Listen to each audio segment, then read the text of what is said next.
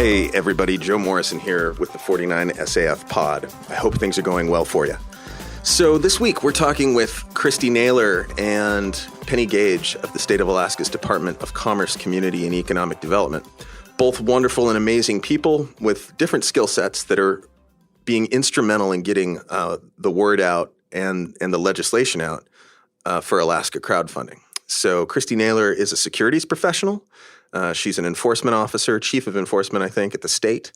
And Penny Gage is a business development officer, a marketer, and economic developer who's getting the word out.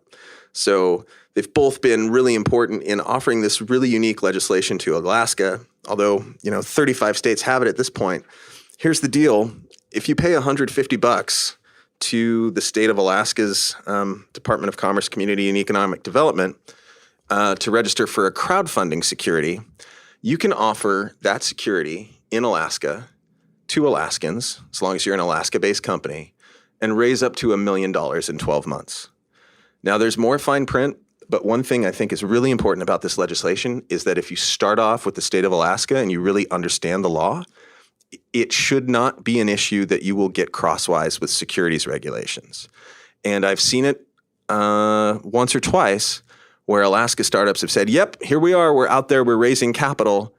And when you do that, you have put yourself into a certain securities exemption registration lane that if you don't follow, essentially the state of Alaska or any regulator has sort of the responsibility, the obligation to enforce against you because you've publicly disclosed and you've publicly advertised that, hey, I'm raising money and this is my valuation. Really want to avoid that. But with crowdfunding legislation, it's a good way to proceed.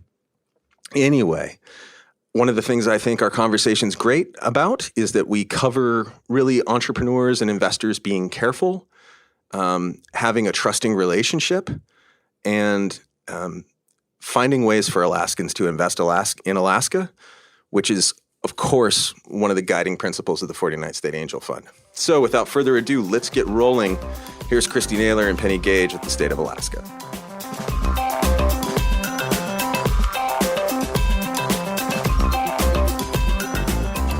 We are on the 49 SAF pod, and I'm joined by the great... My name is Penny Gage. I'm a business development officer with the State Division of Economic Development. And I'm Kristy Naylor, Chief of Enforcement and Securities with the State of Alaska Division of Banking and Securities. Chief of Enforcement. That sounds pretty serious. Yeah, I'm the bad cop. Penny Gage, the question I ask everybody, what's your favorite for-profit business? I know, putting you on the spot. Yeah, this is really tough. If it was just in Alaska, that would be a little easier. But I think one for-profit business that I think is really fun and I recommend to a lot of people, and I think more women should get into it, is the Dollar Shave Club. Have you guys heard of this? Mm-hmm. Yeah. So really cheap razors that come delivered to you monthly or less often if you want, with a affordable handle, really good razors. And it's mainly for men, targeted at men with beards, but women can use them as well for their legs. So I think they're great business. They're affordable. They come with some cute reading materials in every packet. So right now I'm excited about Dollar Shave Club. So I thought about the business I use the most, which has to be Amazon. It's not anything new or exciting, but I'm a really lazy shopper, and I really like shopping in my PJs. So I would have to say Amazon. What's this about reading materials, Penny? They give you something to have next to your toilet to read when you're using the restroom facilities, and they're kind of fun. They send out neat articles. It's a lifestyle brand, really. So let's dive in then to securities legislation. What could be more fun? Quite seriously, Alaska has a really innovative crowdfunding law, and I'd love it if you guys could just go ahead and tell people about it. Kristy, do you want to do the specifics of it? Sure. Well, so I would say that in 2016, the Innovate Alaska Act was passed by the legislature and basically created a new exemption in the securities law that allows for intrastate crowdfunding. And it's equity crowdfunding, meaning that you're actually investing in a business rather than getting something like a T-shirt or a mug in return for your money. It's not a donation, it's an actual investment. And that required a change to the securities law, but they put that in there, and it allows local businesses to draw from local investors to raise up to $1 million from their community. All right. So you said equity. Now, is debt allowed? Debt is allowed, but just generally when referring to crowdfunding, people kind of differentiate donation-based versus equity-based. So it's equity-based crowdfunding, but you can do a debt offering also. And so the style of instrument, I guess you call it the securities instrument, it's kind of like, let's just imagine I'm building a great web business. I'm not. But if I was building a great web business and I'm like, I need $100,000. One of my questions is like, tell me about what I have to do to get that $100,000. Like with crowdfunding, what would you have to do? Under the law. So, yeah. Okay, I've decided I'm going to go build my web business. I need $100,000 to pay some local developers to build this internet site for me and to pay some bills. How do I go about bringing that money in?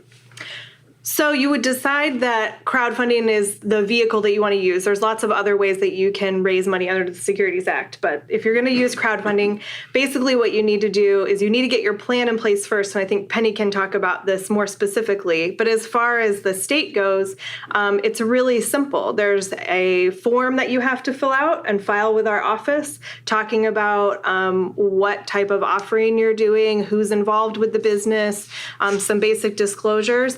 And you file that with our office along with copies of any advertising materials that you plan on using. And then we basically say, okay, you filed your materials and your filing fee, and now you're free to go out and raise money. You do have to set up an escrow account as well. So that's a little different from other types of fundraising.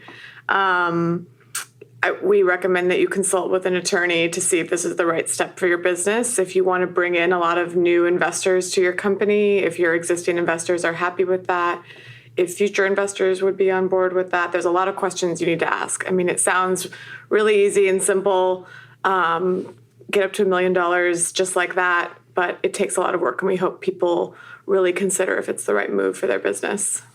So a couple questions about escrow accounts. And then I think, Penny, we need to go back and talk about making the plan.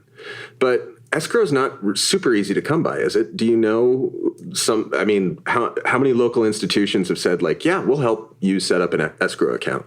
So currently, only one business in Alaska is taking advantage of the crowdfunding exemption, and that's Baranof Island Brewing Company in Sitka. They set up an escrow with an Alaskan bank, I believe. But it can be set up with any financial institution, and Kristy could probably talk a little bit more about that. Yeah, it just has to be a financial institution that's licensed to do business in Alaska. It doesn't have to be an Alaska-based bank. So, for example, it doesn't have to be Northrim. Northrim is a state-chartered bank. But it has to be any type of a bank or a credit union that is licensed to do business up here. I'm geeking out a little bit more. Does the account itself have to be a specific escrow account with conditions on it, or does it just have to be a dedicated account that all the capital goes into and is designated as escrow? Does that make sense? It has to be an escrow account. Okay. Yeah. All right. So, and the minimum, you set a minimum target to fundraise as part of your crowdfunding raise. And once you hit that amount, then you'd be able to withdraw it from their escrow account. Right. And if you do something different, then you're in trouble with the state of Alaska, I would imagine. And you're a lot of investors. And a lot of investors. Yeah. Investors. By the way, I really loved one of the things that I read in your FAQs, which is that transparency is the key to trust with investors. I've heard a lot of investors say, like, look, the second that somebody betrays my trust that I'm looking at investing in, I'm done. I'm out the door. So I really like that you guys are focused not only on the state's responsibilities, but also the relationship between entrepreneur and investor. Yeah, we recommend communicating more than less with investors, especially since this is only for Alaska residents. You must prove Alaska residency to be able to invest through crowdfunding. These are businesses that might be down the street in the same region. You feel that you should have access to what they're up to, what the plans are. We have a draft prospectus, a template on our website that we recommend that people use, and this includes critical information about that is required to disclose by law, as well as background information, your founder's story, photos, information about your business, a SWOT analysis, the risks of the project, and an outline of what you're going to do with the money, a budget, along with your minimum target amount. So we really recommend businesses have this. Have it as a PDF, email it out directly to investors or prospective investors who contact you. Wow, but there isn't a requirement. The prospectus is not required, No, correct? Not in Alaska. Okay. Talk about how it's important to have a plan when you're crowdfunding. Because I've got this business that I'm going to do. In theory, it's $100,000 that I need. All I have to do is set up my website and the capital starts rolling in, right? So that's something we've seen in a lot of other states go wrong. So intrastate crowdfunding is legal in a variety of other states. Oregon is one of our most closest examples. It's really popular with breweries, as we've seen, of course, in Alaska. That's the one company that is participating right now. Companies that people can go in and see and touch and taste the product, get to know it. But there's also a high failure rate. I think a lot of companies in other states get started, don't do the follow through, don't advertise it enough, don't network enough. They think that people will find out about it all on their own. And in Alaska, we don't have a website yet that compiles all of the different crowdfunding offerings to let folks know. So it's really on the onus of the individual business to advertise it and get it out there. We might have a website coming soon. That's a business opportunity someone could take advantage of, charge a fee for folks to be featured on there, but we don't have one yet.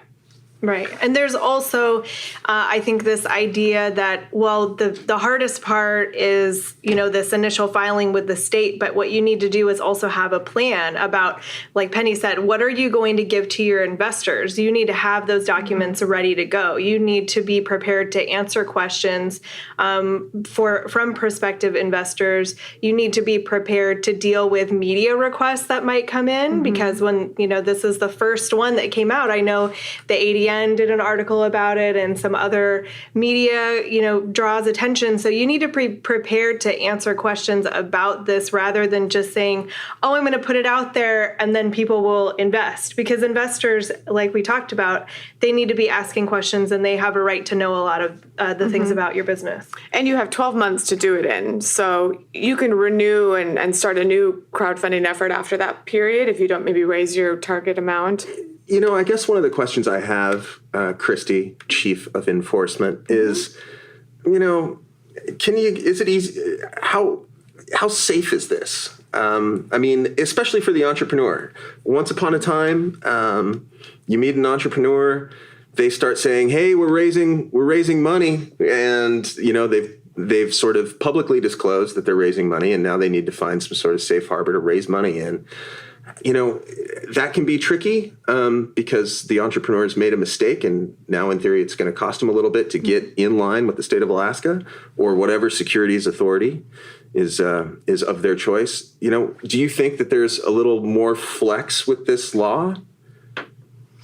Well, I think that that's part of what Penny was saying. Nice. Ding, ding. It's part of what Penny was saying, that you need to think about a lot of different aspects of this and whether it's right for your business. Potentially contact an attorney on the front end. We are trying to make this as DIY as possible and not have to involve a lot of legal fees and things like that, because these are startup companies. We understand that, legal fees are not what you want to be spending your money on. But you do need to make sure that you follow the rules. And as long as you follow the rules, which are really not that complicated, then you should be fine. It's an exemption from the Securities Act. So you meet those rules, then you're exempt from the act. But, we always retain enforcement powers over fraudulent offerings and things like that. But you asked about the entrepreneur more than the investor. So, for the entrepreneur, it's really important to make sure that you have your ducks in a row on the front end, and then, not try to do this in piecemeal, not try to kind of go as you want, do like a half of a filing and get your fee in later. The ones that have their package all ready to go, file with our office, we're happy to walk through that process with people, and maybe point out some pitfalls if there might be some issues that we spot on the front end. So I pay $150. I submit my application. I have to make sure I'm within the boundaries of what you've requested me to do. And my securities filing is under the jurisdiction of the state of Alaska. What about the federal level? Is it just that the federal level isn't interested because it's an intrastate filing and we're just doing business in Alaska? Talk a little bit about that. So there's actually an SEC exemption for intrastate offerings. Basically, the SEC doesn't have jurisdiction because it doesn't cross state boundaries. So the SEC has no jurisdiction or authority over these offerings. Those are reserved to the states, and that intrastate offering has existed for a very long time in the federal securities laws. And so basically, kind of some history on how this happened. Speaking of geeking out on crowdfunding, when the Jobs Act was passed by Congress and they wanted to allow interstate crowdfunding across state lines, they directed the SEC to go and make an interstate crowdfunding, make the portals, make the process, and the SEC took a very long time to pass the regulations.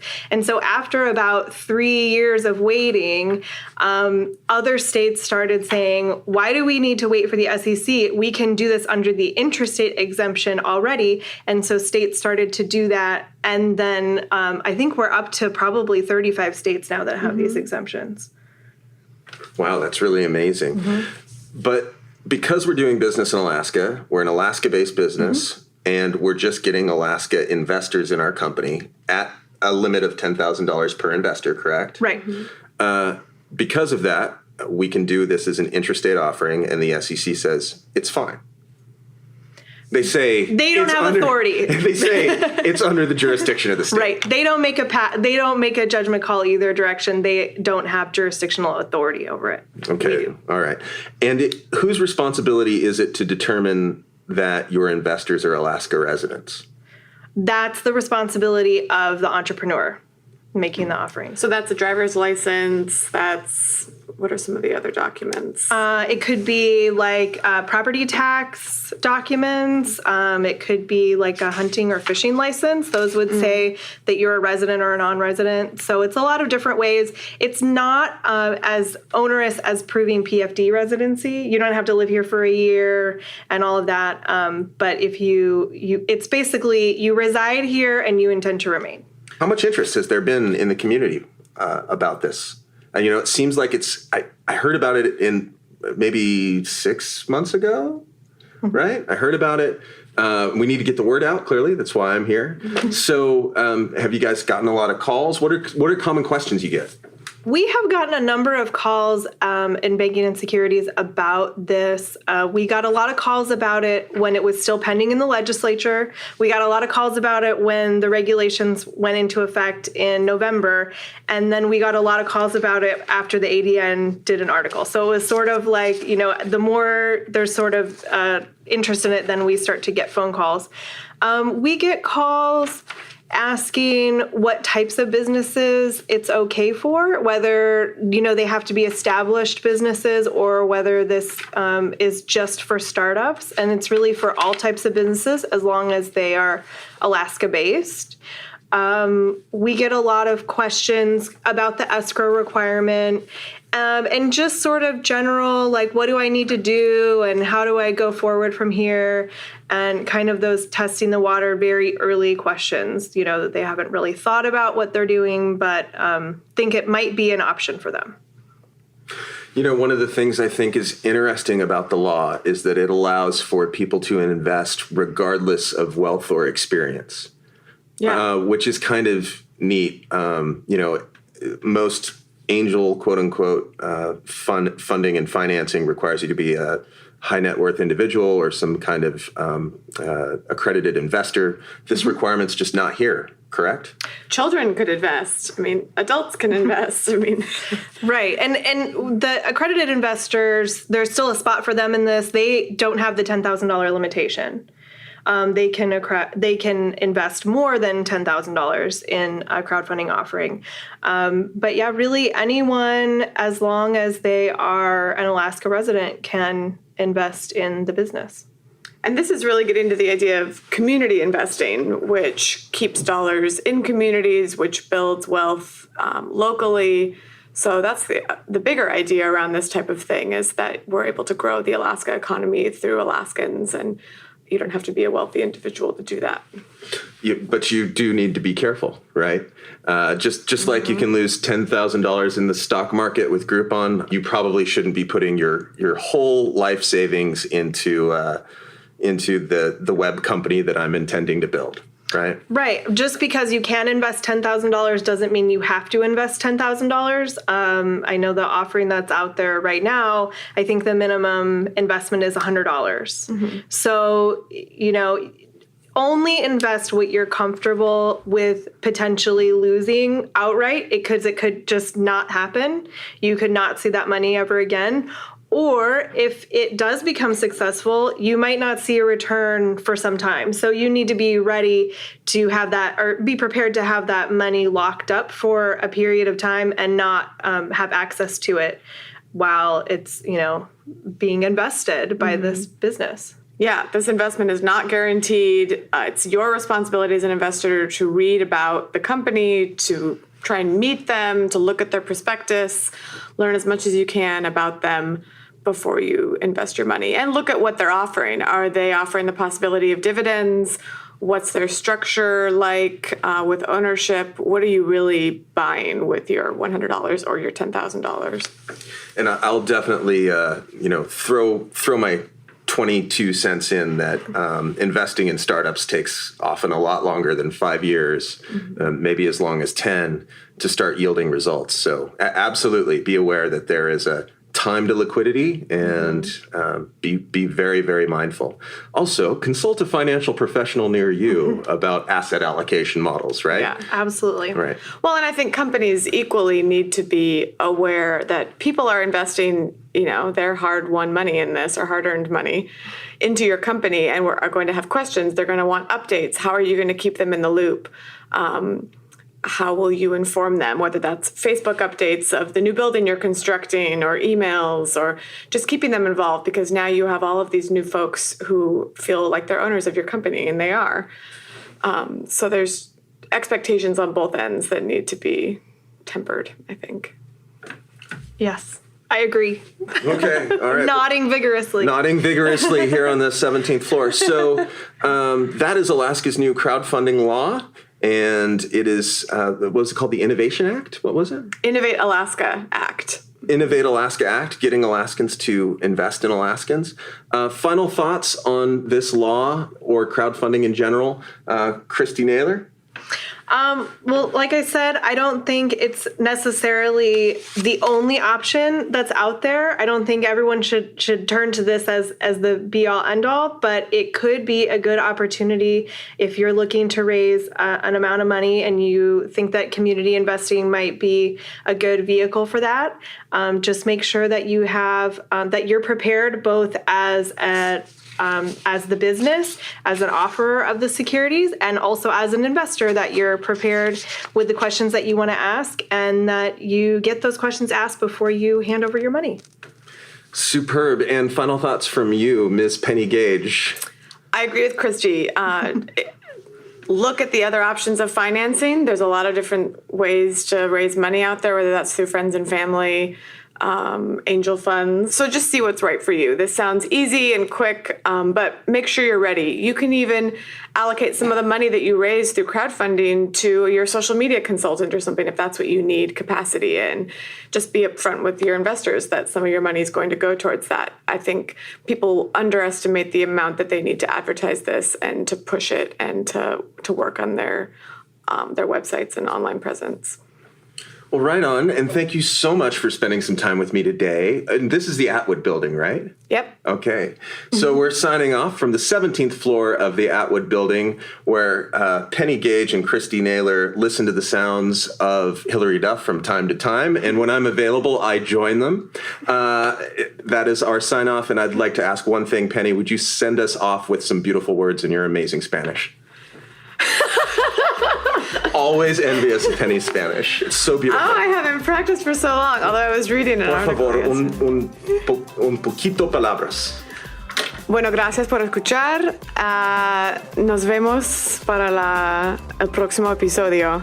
Adiós. Oh, thanks, guys. Talk to you later. Bye-bye.